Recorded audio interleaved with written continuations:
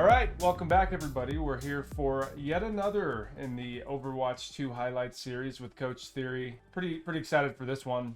I hadn't really dove much into Junker Queen prior to playing with Coach Theory, but now that he's given me some tips and tricks on how to play her, she's quickly become my favorite character by far. Coach Theory is actually his top rank is as tank.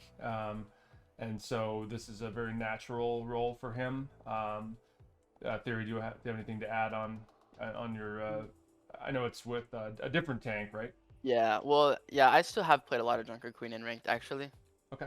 But yeah, so yeah, I've reached top 500 playing tank, and I really just like thinking about the game like positionally and like the best places to fight for your team. And as the tank, you kind of get to choose like where fights happen and when those fights happen. So I love playing tank. That's awesome. Well, Junker Queen's again really interesting to me because after playing it and after getting the advice from Coach Theory here on that positioning, it really opened my eyes to how important that is as a tank. Really setting the pace and the tone. And there's some tempo plays he's had me do and some things like that have been extremely interesting. So, if you don't mind, Coach Theory, just give us a quick overview of Junker Queen and kind of her role within the economy of Overwatch 2.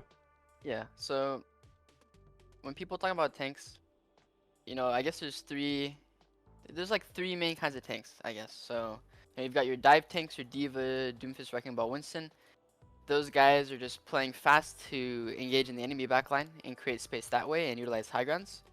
Then you've got, slower tanks, kind of like Sigma. Sigma's like the slowest you're gonna get with tanks. He's really gonna play for his distance. He's gonna play for his range and play slow and sustain himself.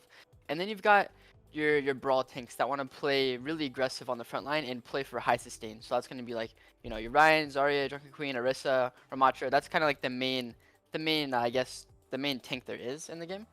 And they all have their different things, of course. But so Drunken Queen, what's really interesting about her is her passive, Adrenaline Rush. And what that does is any kind of knife or melee damage you do gives you healing over time. So it could just be me knifing this bot, right? Now it puts a bleed on him, and that's going to be healing me. And same thing with this knife, right? And then same thing with my axe, and then same thing with my ult as well. Those will all apply bleeds to the enemy, which gives you heals over time. So if you can, you want to always have a bleed on an enemy. So, if I was just going to go and engage with an enemy, I'd want to at least, get one, I would want to get like one knife in, and then I'm just shooting the rest of the time, just so I have that bleed active on them. Awesome. Question on that. So So if you have yeah, multiple targets, if you have a bleed, let's say up on all five of their team, does that give you 5 times the healing, or what does that look like? yeah, that will all stack. So if you have 5 people, all with the bleed effect on them, then that's going to be 5 times more healing than you would with only one person. So you That's can awesome. you can get crazy amount of heals. Like usually when you're able to stack it on like all 5 of them sometimes, and you'll feel like you'll just have the most insane sustain for the duration of the bleeds, and it gets pretty crazy sometimes. Yeah. So to talk about her abilities, um, Junker Queen, Brawl Tank. Brawl Tanks don't have mobility, so that's the biggest weakness, right? So how do we close the distance? How do we get close with the enemy? Well, the main thing is going to be her knife. So you can put a knife on somebody and then pull them closer to you. And now I've closed the distance because she does have a shotgun. She wants to get close, right? So the main combo is like throw the knife, start your axe animation, and then pull them into your axe like that. That's going to be your main combo. Okay, and then her last ability is called Shout. And what that's going to do is it's going to give you some speed as well as all of your teammates, and then it's going to give you an over health. So right now I have 300 HP. This is because I'm in training range. She normally has like 550 HP. But so I pop Shout. It gives me 150 more HP, and that goes for any of my teammates around me. So you're going to be saving that more for like a mid-fight sustain, or if you're just trying to rotate through open space with your team and try to get to a new position. But keep in mind that does have the longest cooldown out of all your cooldowns, so you want to save that for important moments where you're trading it for, trading it just for a big burst of damage coming at you. Otherwise, it's better just to play cover and try to let your teammates heal you up instead, so that you can save that shout for when you want to get super aggressive or when you need to disengage from an aggressive ult on you instead. So that's kind of a brief overview. And then her ultimate, it just charges you forward, right? And it applies that bleed we were talking about before, but then it also applies that anti-healing effect. Same thing as on his grenade. It just makes it so they can't get healed during that. So great ultimate. That's kind of her main abilities there. Awesome. Well, let's go into some quick play games here. Okay, I'm gonna redo that part. Awesome. Well, let's go into some quick play games here now and kind of spectate and have you explain while you're playing it. So we'll do 2 games of quick play, let you kind of take the lead and kind of explain your positioning. And obviously that's going to be map dependent, which will, in our series, we'll get into some of that other stuff related to space and neutral space and a lot of things that you've taught me. We'll get into that later, but at least we'll see on the 2 quick play maps, and then we'll do a ranked game afterward. Yeah.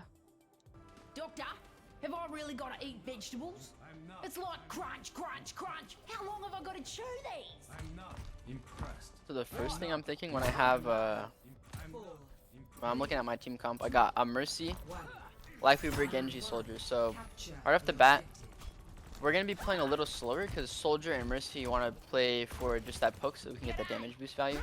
But then whenever I am looking for engages, I need to make sure my Genji has his dash at the very minimum. Ideally, he has his deflect and his dash. One more thing to note is my axe swipe. Every single person that I hit with it reduces the cooldown timer by 2 seconds. So if I swipe like all 5 of them with it, then I'll get it like almost immediately back. So we're just gonna swing right here because this space isn't contested. Makes sense for my team. Okay, we need to force Lucio out. So like if anybody's ever in your team like this, you just need to disengage and wait for them to force out. Okay, Lucio is dead. Now we can walk back in.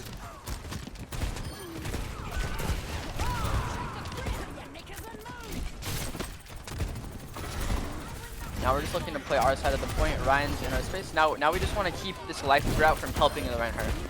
So that Reinhardt had to walk out into me because he wanted to heal his Reinhardt, right? So the Lifeweaver has to back up, and if the Lifeweaver backs up, now I accomplished what I wanted to do. And now I'm simply just going to look back at the Reinhardt and shoot Reinhardt. And then same thing, if the Lifeweaver peeks out to help Reinhardt again, now I'm just pivoting back on the Lifeweaver. And so that's kind of the game you're going to play when people are in your space. Just about limiting the support from the rest of the team so that your team can deal with them. And you can back up to fight that one person in your space, but you're going to get so much more value if you can keep 2 or 3 or even 4 people back and just let my team deal with the Reinhardt instead. So now I'm just going to look for axes on this Reinhardt's team as he walks out. Look, axe these guys, and now we can look back at the Reinhardt, right? We're just shooting Reinhardt, he's in our space. And look, Reinhardt is going to be forced to leave now. And if Reinhardt leaves, then, you know, we accomplished what we wanted. Getting some blitz. You always want to make sure that you're walking with your team's ultimates when they're creating the pressure. If my Genji's blading, I should always be hard committing with them because they need to all be looking at the Genji to force him out, right? So that's going to be less damage focused towards me. And that's going to allow me to walk on their team without taking as much damage as I normally would. Now they beat, we're just gonna give space. Let's shout team my soldier up there.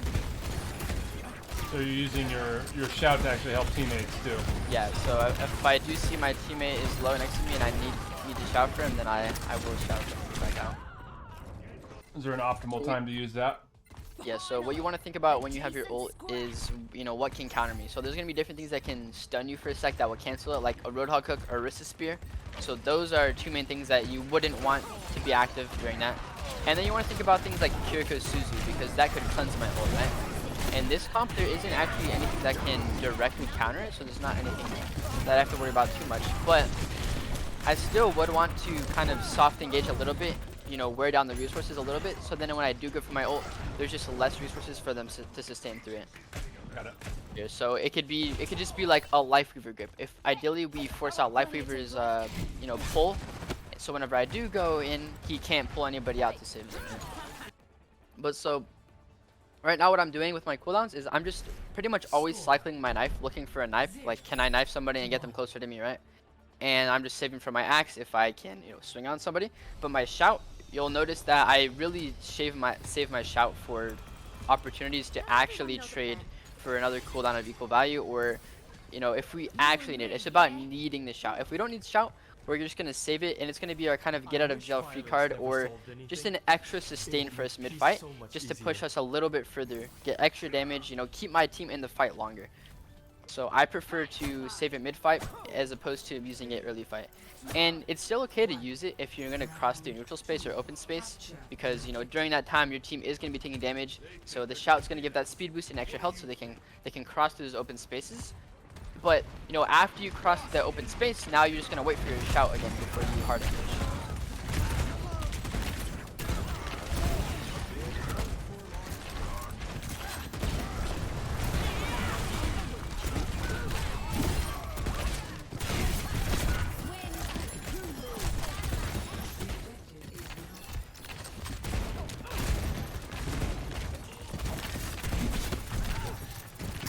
Okay, now we're just gonna swing an axe. Alright, now like use cooldowns, we back behind, okay? We have a knife, look for a knife. Same thing, we're gonna look for an axe on this Lucio. And we disengage. We're down Genji, okay? We just have to disengage, use this.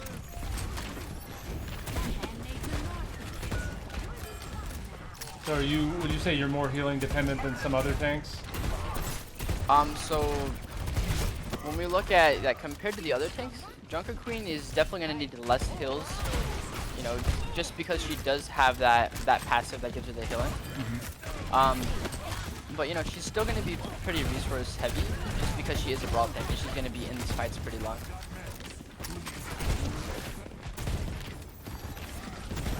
So Reinhardt's behind, we're just keeping his team at bay.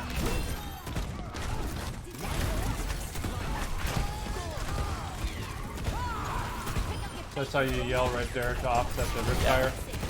Yeah, exactly. Like the riptire is just any ultimate, right? Ultimate creates that threat. We're at a resource advantage. I'm trying to match that pressure by using my shout. Here, I'm not really thinking I need my ult. No, they did use Bob, but we're up so many numbers, we should be fine.